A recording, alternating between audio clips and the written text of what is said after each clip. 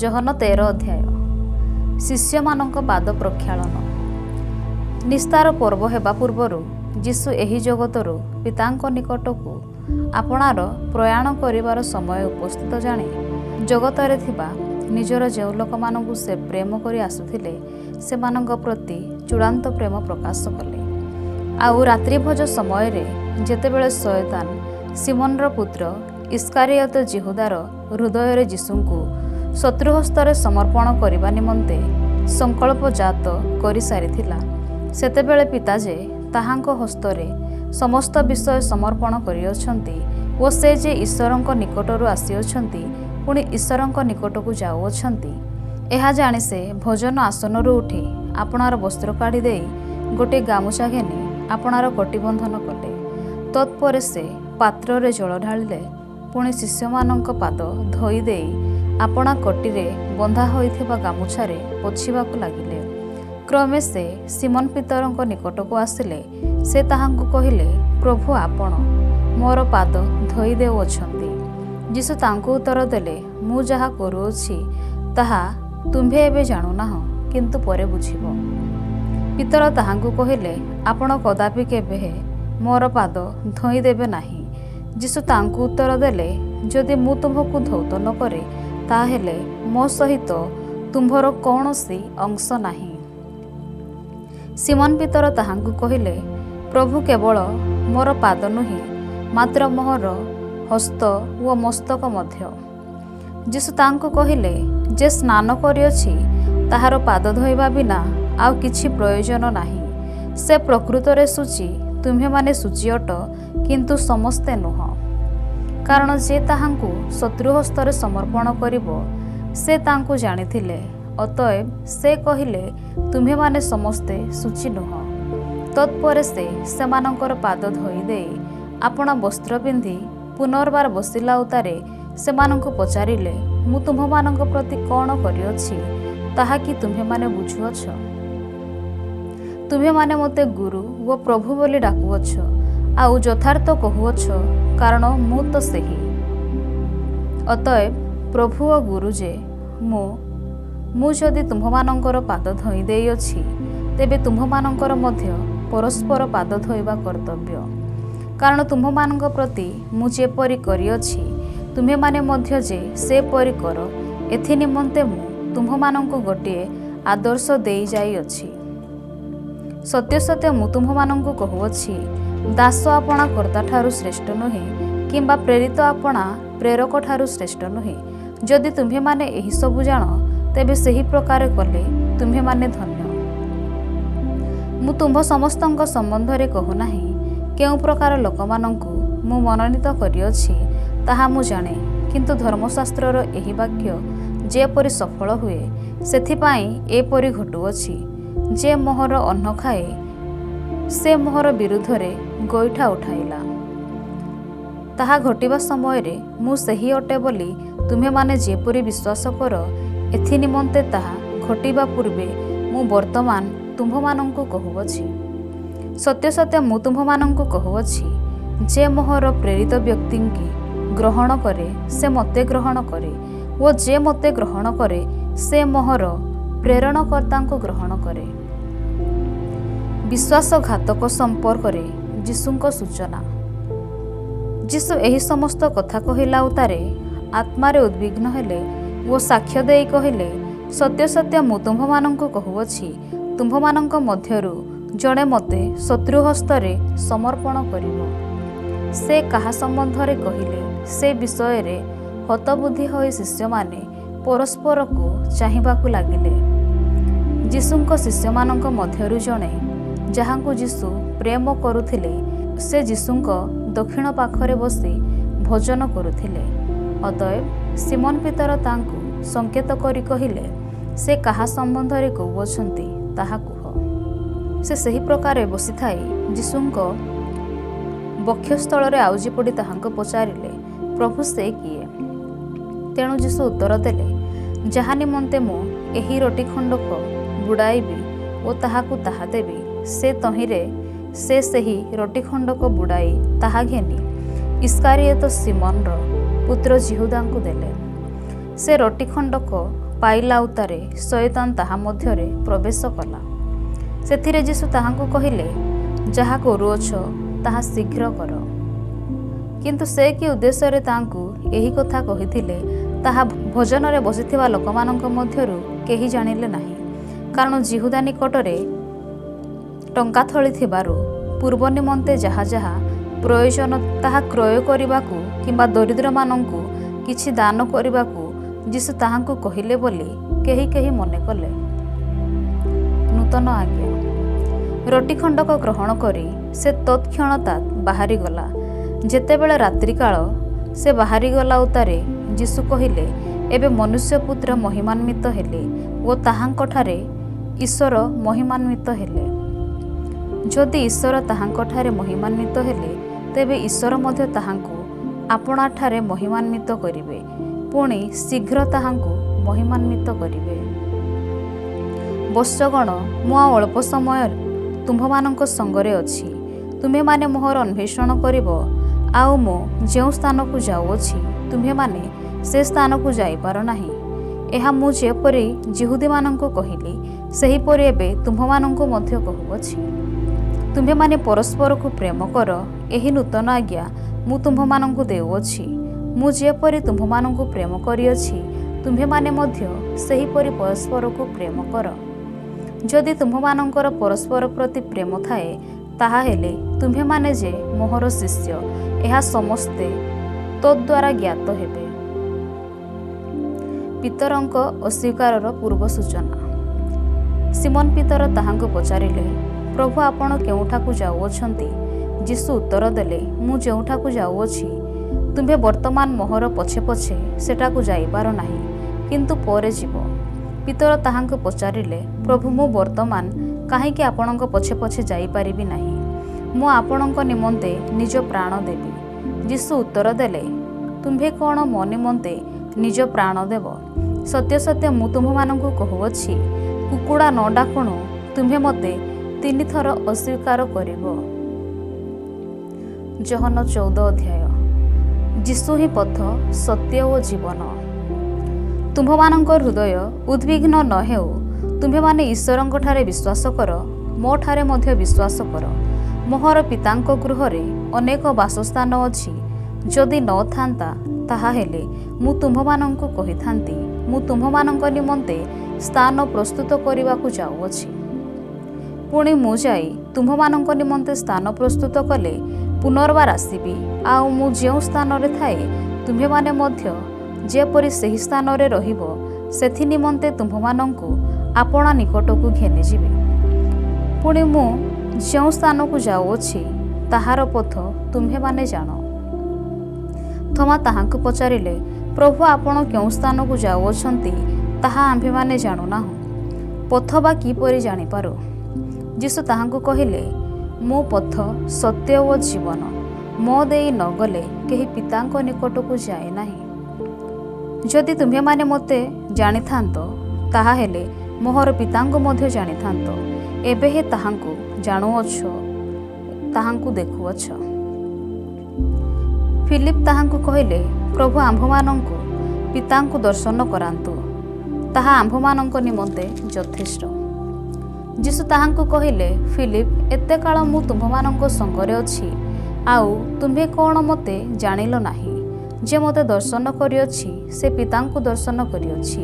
ଆମ୍ଭମାନଙ୍କୁ ପିତାଙ୍କୁ ଦର୍ଶନ କରାନ୍ତୁ ବୋଲି ତୁମ୍ଭେ କିପରି କହୁଅଛ?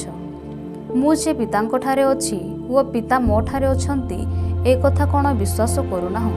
ମୁଁ ତୁମ୍ଭମାନଙ୍କୁ ଯେ ସମସ୍ତ ବାକ୍ୟ କହେ, ସେହି ସବୁ ମୋ ନିକଟରୁ କହେ ନାହିଁ, କିନ୍ତୁ ପିତା ମୋ ଠାରେ ଥାଇ ଆପଣା କର୍ମ କରୁଅଛନ୍ତି। ମୁଁ ଯେ ପିତାଙ୍କଠାରେ ଅଛି ଓ ପିତା ମୋ ଠାରେ ଅଛନ୍ତି, ମୋର ଏହି କଥା ବିଶ୍ୱାସ କର, ନତୁବା କର୍ମ ଯୋଗୁ ହେଲେ ବିଶ୍ୱାସ କର।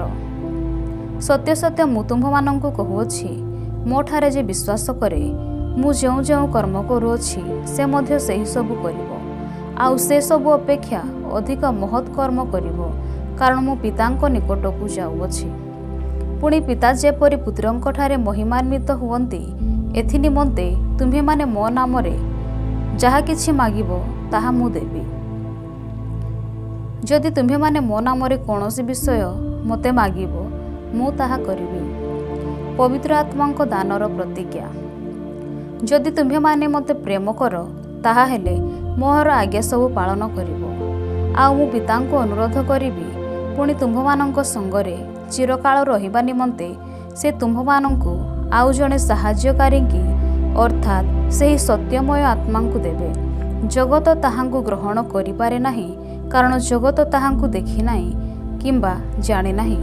ତୁମ୍ଭେମାନେ ତାହାଙ୍କୁ ଜାଣ, କାରଣ ସେ ତୁମ୍ଭମାନଙ୍କ ସଙ୍ଗରେ ଥାଆନ୍ତି, ପୁଣି ସେ ତୁମ୍ଭମାନଙ୍କ ଅନ୍ତରରେ ରହିବେ। ମୁଁ ତୁମ୍ଭମାନଙ୍କୁ ଅନାଥ କରି ଛାଡ଼ିଯିବି ନାହିଁ, ମୁଁ ତୁମ୍ଭମାନଙ୍କ ନିକଟକୁ ଆସୁଅଛି।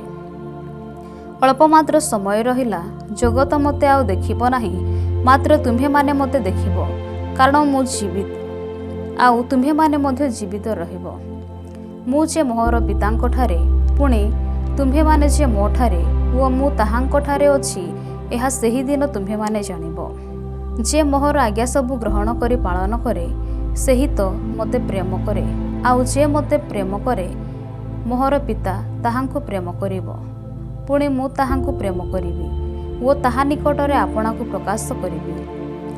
ଯିହୁଦା ଇସ୍କାରିୟତ ନୁହେଁ, ତାହାଙ୍କୁ କହିଲେ, ହେ ପ୍ରଭୁ, କ'ଣ ହେଲା ଯେ ଆପଣ ଜଗତ ନିକଟରେ ଆପଣାକୁ ପ୍ରକାଶ ନ କରି ଆମ୍ଭମାନଙ୍କ ନିକଟରେ ପ୍ରକାଶ କରିବାକୁ ଯାଉଅଛନ୍ତି?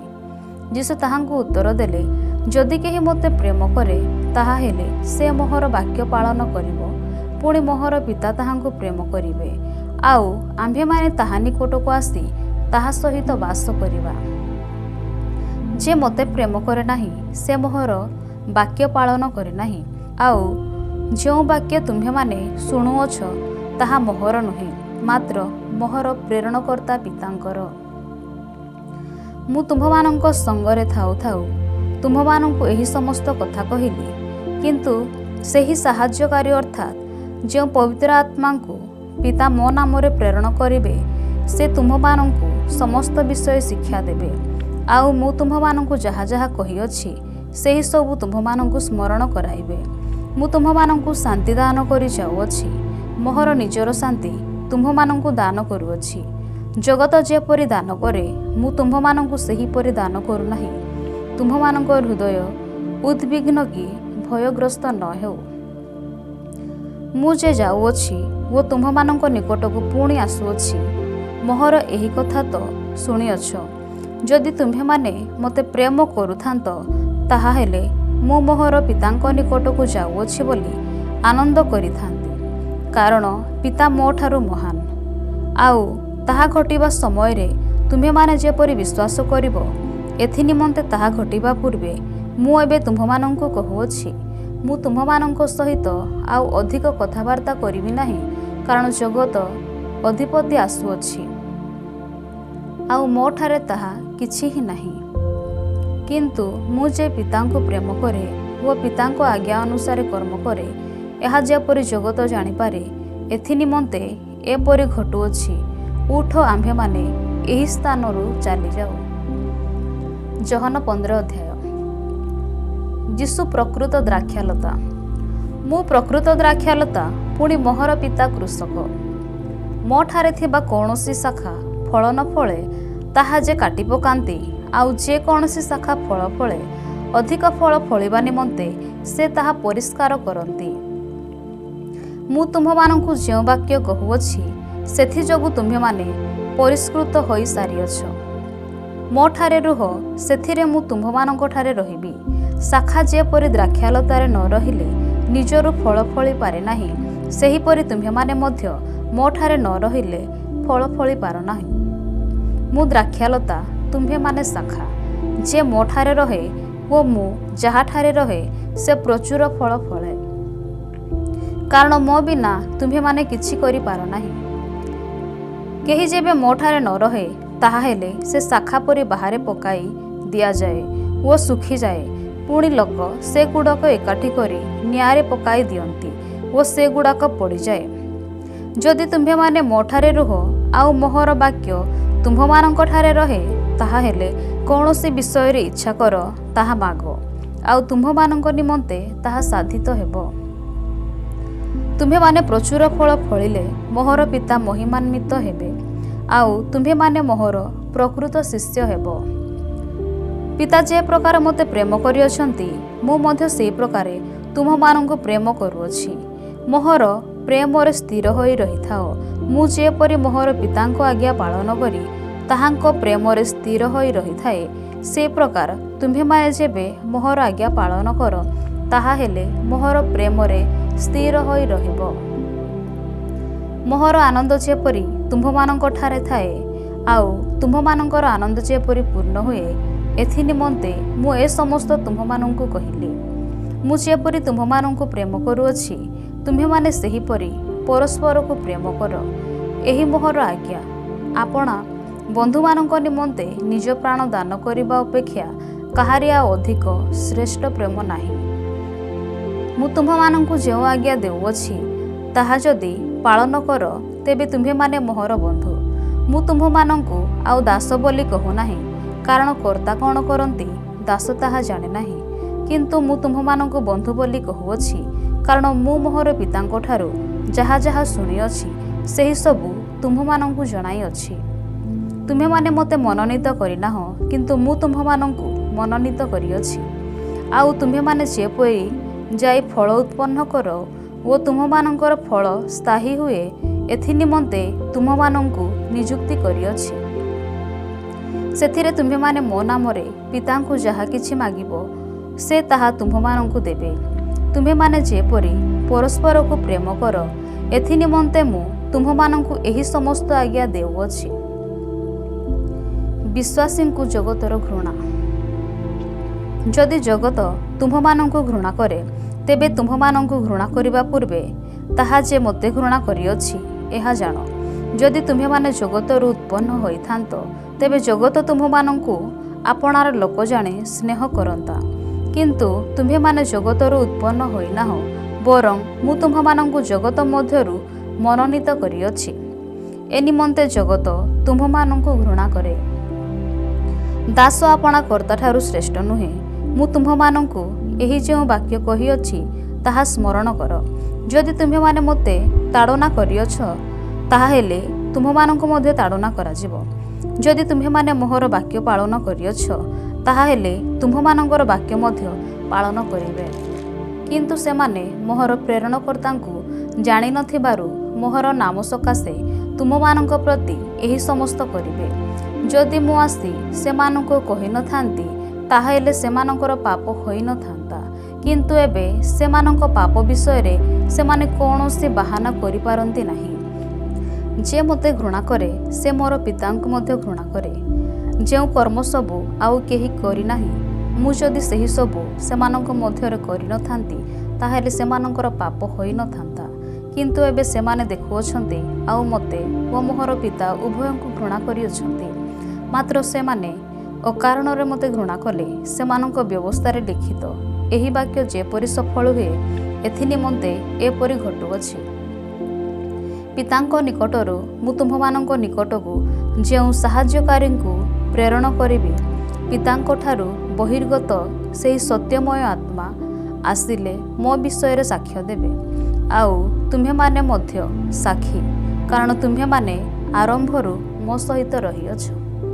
जहन 16 अध्याय। तुम्हेमाने जेपरि विघ्न न पाओ एथि निमंते मु तुम्भमानंकु एही समस्त कथा कहिअछि। सेमाने तुम्भमानंकु समाजच्युत करिवे। हाँ, एपरि समय आसुअछि जेतेबेले जे केही तुम्भमानंकु बोध करे से ईश्वरंक उद्देश्य रे उपासना रूप बलि उत्सर्ग करूअछि बोली मने करिवो। आउ सेमाने एहा सबु करिवे कारण सेमाने पितांकु किंबा मते जानि नाहंती। मात्र ए समस्त घटिबार समय उपस्थित हेले मु जे तुम्भमानंकु कहिथिली एहा जेपरि तुम्हेमाने स्मरण कर एथि निमंते मु एही सबु कथा तुम्भमानंकु कहिअछि। मु तुम्भमानंक सहित थिबारु आरंभरो एही सबु कथा तुम्भमानंकु कहिली नाही। पवित्र आत्मांक कार्य। किंतु वर्तमान मु मोहर प्रेरणकर्तांक निकटकू प्रयाण करूअछि। आउ तुम्हे केउ स्थानकु जाउअछ बोली तुम्भमानंक मध्यरु केही मते पचारु नाह। मात्र मु तुम्भमानंकु एही समस्त कथा कहिथिबारु तुम्भमानंक हृदय दुखरे परिपूर्ण होइअछि। किंतु मु तुम्भमानंकु सत्य कहुअछि ମୋହର ପ୍ରସ୍ଥାନ କରିବାରେ ତୁମମାନଙ୍କର ମଙ୍ଗଳ, କାରଣ ମୁଁ ପ୍ରସ୍ଥାନ ନ କଲେ ସେହି ସାହାଯ୍ୟକାରୀ ତୁମମାନଙ୍କ ନିକଟକୁ ଆସିବ ନାହିଁ, ମାତ୍ର ମୁଁ ଗଲେ ତାହାଙ୍କୁ ତୁମମାନଙ୍କ ନିକଟକୁ ପଠାଇଦେବି। ସେ ଆସି ପାପ, ଧାର୍ମିକତା ଓ ବିଚାର ବିଷୟରେ ଜଗତକୁ ପ୍ରମାଣ ଦେବେ। ପାପ ବିଷୟରେ, କାରଣ ସେମାନେ ମୋ ଠାରେ ବିଶ୍ୱାସ କରନ୍ତି ନାହିଁ। ଧାର୍ମିକତା ବିଷୟରେ, କାରଣ ମୁଁ ପିତାଙ୍କ ନିକଟକୁ ଯାଉଅଛି ଓ ତୁମ୍ଭେମାନେ ମୋତେ ଆଉ ଦେଖିବ ନାହିଁ।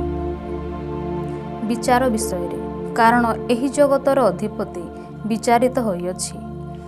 ମୋହର ତୁମ୍ଭମାନଙ୍କୁ ଆହୁରି ଅନେକ କଥା କହିବାର ଅଛି, ମାତ୍ର ତୁମ୍ଭେମାନେ ଏବେ ସେହି ସବୁ ସହିପାର ନାହିଁ। କିନ୍ତୁ ସେ ଅର୍ଥାତ୍ ସତ୍ୟମୟ ଆତ୍ମା ଆସିଲେ ସେ ପଥ ଦେଖାଇ ତୁମ୍ଭମାନଙ୍କୁ ସମସ୍ତ ସତ୍ୟରେ ପ୍ରବେଶ କରାଇବେ, କାରଣ ସେ ଆପଣାଠାରୁ କଥା କହିବେ ନାହିଁ, ମାତ୍ର ଯାହା ଯାହା ଶୁଣିବେ ସେହି ସବୁ କହିବେ, ପୁଣି ଆଗାମୀ ବିଷୟ ସବୁ ତୁମ୍ଭମାନଙ୍କୁ ଜଣାଇବେ। ସେ ମୋତେ ଗୌରବାନ୍ୱିତ କରିବେ, କାରଣ ସେ ମୋ ବିଷୟ ଘେନି ତୁମ୍ଭମାନଙ୍କୁ ଜଣାଇବେ। ଯାହା ଯାହା ପିତାଙ୍କର ସେହି ସବୁ ମୋହର। ଏହି ହେତୁ ମୁଁ କହିଲି, ସେ ମୋର ବିଷୟ ଘେନି ତୁମ୍ଭମାନଙ୍କୁ ଜଣାଇବେ। ବିଷାଦ ଓ ଆନନ୍ଦ। ଅଳ୍ପ ମାତ୍ର ସମୟ ରହିଲା, ତୁମ୍ଭେମାନେ ମୋତେ ଆଉ ଦେଖିବ ନାହିଁ। ପୁନର୍ବାର ଅଳ୍ପ ସମୟ ଉତ୍ତାରେ ତୁମ୍ଭେମାନେ ମୋତେ ଦେଖିବ। ସେଥିରେ ତାହାଙ୍କ ଶିଷ୍ୟମାନଙ୍କ ମଧ୍ୟରୁ କେହି କେହି ପରସ୍ପର କହିଲେ, ଅଳ୍ପ ମାତ୍ର ସମୟ ରହିଲା, ତୁମ୍ଭେମାନେ ମୋତେ ଦେଖିବ ନାହିଁ। ପୁନର୍ବାର ଅଳ୍ପ ସମୟ ଉତ୍ତାରେ ତୁମ୍ଭେମାନେ ମୋତେ ଦେଖିବ ଓ ମୁଁ ପିତାଙ୍କ ନିକଟକୁ ଯାଉଅଛି। ଏହି ଯେଉଁ କଥା ସେ ଆମ୍ଭମାନଙ୍କୁ କହୁଅଛନ୍ତି, ଏହା କ'ଣ? ଏଣୁ ସେମାନେ କହିଲେ, ଅଳ୍ପ ସମୟ ବୋଲି ଏ କ'ଣ କହୁଅଛି? ସେ କ'ଣ କହୁଅଛନ୍ତି ଆମ୍ଭେମାନେ ବୁଝିପାରୁନାହୁଁ। ସେମାନେ ତାହାଙ୍କୁ ପଚାରିବାକୁ ଇଚ୍ଛା କରୁଅଛନ୍ତି ବୋଲି ବୁଝି ଯୀଶୁ ସେମାନଙ୍କୁ କହିଲେ, ଅଳ୍ପ ମାତ୍ର ସମୟ ରହିଲା, ତୁମ୍ଭେମାନେ ମୋତେ ଦେଖିବ ନାହିଁ। ପୁନର୍ବାର ଅଳ୍ପ ସମୟ ତାରେ ତୁମ୍ଭେମାନେ ମୋତେ ଦେଖିବ। ମୁଁ ଏହି ଯେଉଁ କଥା କହିଲି, ସେ ବିଷୟ ଘେନି ତୁମ୍ଭେମାନେ କ'ଣ ପରସ୍ପର ବାଦାନୁବାଦ କରୁଅଛ? ସତ୍ୟ ସତ୍ୟ ମୁଁ ତୁମ୍ଭମାନଙ୍କୁ କହୁଅଛି, ତୁମ୍ଭେମାନେ ରୋଦନ ଓ ବିଳାପ କରିବ, କିନ୍ତୁ ଜଗତ ଆନନ୍ଦ କରିବ। ତୁମ୍ଭେମାନେ ଦୁଃଖିତ ହେବ, କିନ୍ତୁ ତୁମ୍ଭମାନଙ୍କ ଦୁଃଖ ଆନନ୍ଦରେ ପରିଣତ ହେବ। ପ୍ରସବ ସମୟ ଉପସ୍ଥିତ ହେଲେ ସ୍ତ୍ରୀ ଲୋକ ଦୁଃଖ ପାଏ, କିନ୍ତୁ ସେ ସନ୍ତାନ ପ୍ରସବ କଲା ଉତ୍ତାରେ ଜଗତରେ ଜଣେ ମାନବ ଜନ୍ମଗ୍ରହଣ କଲା, ଏହି ଆନନ୍ଦ ଯୋଗୁଁ ଆଉ କଷ୍ଟ ସ୍ମରଣ କରେ ନାହିଁ। ସେହିପରି ତୁମ୍ଭେମାନେ ବର୍ତ୍ତମାନ ଦୁଃଖ ପାଉଅଛ, କିନ୍ତୁ ମୁଁ ପୁନର୍ବାର ତୁମ୍ଭମାନଙ୍କୁ ଦର୍ଶନ ଦେବି, ଆଉ ତୁମ୍ଭମାନଙ୍କ ହୃଦୟ ଆନନ୍ଦିତ ହେବ ଓ କେହି ତୁମ୍ଭମାନଙ୍କଠାରୁ ତୁମ୍ଭମାନଙ୍କର ଆନନ୍ଦ ହରଣ କରିବ ନାହିଁ। ସେହିଦିନ ତୁମ୍ଭେମାନେ ମୋତେ କିଛି ପଚାରିବ ନାହିଁ। ସତ୍ୟ ସତ୍ୟ ମୁଁ ତୁମ୍ଭମାନଙ୍କୁ କହୁଅଛି, ଯଦି ତୁମ୍ଭେମାନେ ପିତାଙ୍କୁ କିଛି ମାଗିବ, ତେବେ ମୋ ନାମରେ ସେ ତୁମ୍ଭମାନଙ୍କୁ ତାହା ଦେବେ। ଏପର୍ଯ୍ୟନ୍ତ ତୁମ୍ଭେମାନେ ମୋ ନାମରେ କିଛି ମାଗିନାହଁ। ମାଗ, ପୁଣି ତୁମ୍ଭମାନଙ୍କର ଆନନ୍ଦ ଯେପରି ପରିପୂର୍ଣ୍ଣ ହୁଏ, ସେଥିନିମନ୍ତେ ତୁମ୍ଭେମାନେ ତାହା ପାଇବ। ଜଗତ ଉପରେ ବିଜୟ ଲାଭ। ମୁଁ ତୁମ୍ଭମାନଙ୍କୁ ଉପମା ଦ୍ୱାରା ଏହି ସମସ୍ତ କଥା କହିଅଛି। ସମୟ ଆସୁଅଛି ଯେତେବେଳେ ମୁଁ ଆଉ ଉପମା ଦ୍ୱାରା ତୁମ୍ଭମାନଙ୍କୁ କହିବି ନାହିଁ, କିନ୍ତୁ ପିତାଙ୍କ ବିଷୟ ସ୍ପଷ୍ଟ ରୂପେ ତୁମ୍ଭମାନଙ୍କୁ ଜଣାଇବି। ସେଦିନ ତୁମ୍ଭେମାନେ ମୋ ନାମରେ ମାଗିବ, ଆଉ ମୁଁ ଯେ ତୁମ୍ଭମାନଙ୍କ ସପକ୍ଷରେ ପିତାଙ୍କୁ ଅନୁରୋଧ କରିବି, ଏହା ମୁଁ ତୁମ୍ଭମାନଙ୍କୁ କହୁନାହିଁ। କାରଣ ପିତା ସ୍ୱୟଂ ତୁମ୍ଭମାନଙ୍କୁ ସ୍ନେହ କରନ୍ତି, ଯେଣୁ ତୁମ୍ଭେମାନେ ମୋତେ ସ୍ନେହ କରିଅଛ ଓ ମୁଁ ଯେ ଈଶ୍ୱରଙ୍କ ନିକଟକୁ ଆସିଅଛି, ତାହା ତୁମ୍ଭେମାନେ ବିଶ୍ୱାସ କରିଅଛ। ମୁଁ ପିତାଙ୍କ ନିକଟକୁ ଜଗତକୁ ଆସିଅଛି। ପୁନର୍ବାର ମୁଁ ଜଗତ ପରିତ୍ୟାଗ କରି ପିତାଙ୍କ ନିକଟକୁ ଯାଉଅଛି। ତାହାଙ୍କ ଶିଷ୍ୟମାନେ କହିଲେ, ଦେଖନ୍ତୁ, ବର୍ତ୍ତମାନ ଆପଣ ସ୍ପଷ୍ଟ ରୂପେ କହୁଅଛନ୍ତି ଓ ଉପମା କଥା ଆଉ କହୁନାହାନ୍ତି। ଆପଣ ଯେ ସମସ୍ତ ବିଷୟ ଜାଣନ୍ତି, ପୁଣି କେହି ଆପଣଙ୍କୁ ପ୍ରଶ୍ନ କରିବାରେ ଯେ ଆପଣଙ୍କର ପ୍ରୟୋଜନ ନାହିଁ, ତାହା ଏବେ ଆମ୍ଭେମାନେ ଜାଣିଲୁ। ଈଶ୍ୱରଙ୍କ ନିକଟକୁ ଆପଣ ଆସିଅଛନ୍ତି ବୋଲି ଆମ୍ଭେମାନେ ଏହାଦ୍ୱାରା ବିଶ୍ୱାସ କରୁଅଛୁ। ଯୀଶୁ ସେମାନଙ୍କୁ ଉତ୍ତର ଦେଲେ, ତୁମ୍ଭେମାନେ କ'ଣ ଏବେ ବିଶ୍ୱାସ କରୁଅଛ? ଦେଖ, ସମୟ ଆସୁଅଛି, ହଁ ଆସିଲାଣି, ସେତେବେଳେ ତୁମ୍ଭେମାନେ ଛିନ୍ନ ଭିନ୍ନ ହୋଇ ପ୍ରତ୍ୟେକ ଆପଣା ଆପଣା ଘରକୁ ପଳାଇଯିବ, ଆଉ ମୋତେ ଏକାକୀ ପରିତ୍ୟାଗ କରିବ। ତଥାପି ମୁଁ ଏକାକୀ ନୁହେଁ, କାରଣ ପିତା ମୋ ସଙ୍ଗରେ ଅଛନ୍ତି। ତୁମ୍ଭେମାନେ ଯେପରି ମୋ ଠାରେ ଶାନ୍ତିପ୍ରାପ୍ତ ହୁଅ, ଏଥିନିମନ୍ତେ ମୁଁ ତୁମ୍ଭମାନଙ୍କୁ ଏହିସବୁ ବିଷୟ କହିଅଛି। ଜଗତରେ ତୁମ୍ଭମାନଙ୍କ ନିମନ୍ତେ କ୍ଲେଶ ଅଛି, କିନ୍ତୁ ସାହସ ଧର, ମୁଁ ଜଗତକୁ ଜୟ କରିଅଛି।